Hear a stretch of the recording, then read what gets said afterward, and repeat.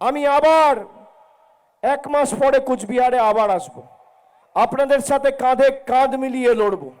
9-0 করার দায়িত্ব আপনাদের, আর কুচবিহারের 9টা বিধানসভার সার্বিক উন্নয়নের দায়ভার আমার। আজকে আপনাদের সাথে আমার যে দূরত্ব ছিল বা যে দেওয়াল ছিল, সে দেওয়াল আমি নিজে ভেঙে দিচ্ছি।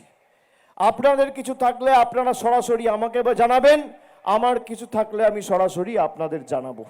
কলকাতায় ফিরে নেতৃত্বকে আশ্বস্ত করে বলতে পারি যে কুচবিহার সবুজময় হয়ে গেছে। দেখুন, ট্রাফিক সিগন্যাল দেখেছেন? লাল লাইট মানে কি? থেমে যাও। গেরুয়া মানে ধীরে চলো, আর সবুজ মানে এগিয়ে চলো।